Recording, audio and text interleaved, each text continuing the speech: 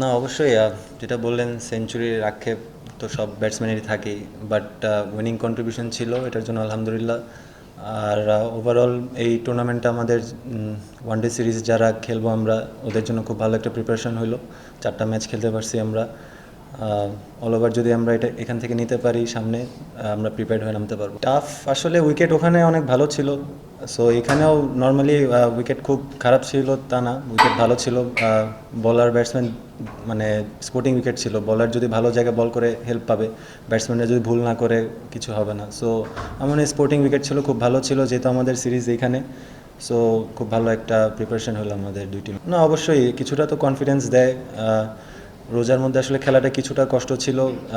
এই ম্যাচটা যেহেতু আমরা ডে নাইট ম্যাচ ছিল, কিছুটা রিলিফ ছিল যেহেতু এক ইনিংসটা কষ্ট করতে হয়েছে, পরে রোজা ভেঙে খেলছি।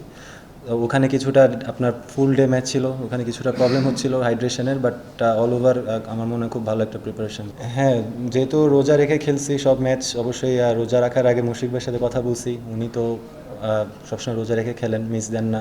সো ওনার থেকে আসলে নেওয়ার চেষ্টা করছি কীভাবে প্রিপারেশন নেয়, আগের দিনটা আসলে অনেক বেশি ইম্পর্টেন্ট। সো জাস্ট ওগুলো নিয়ে কথা হয়েছে।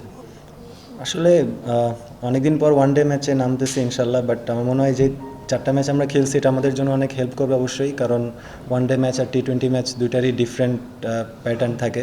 সো আমার মনে হয় আমাদের জন্য একটা ভালো প্রিপারেশন গেছে এই টুর্নামেন্টটা।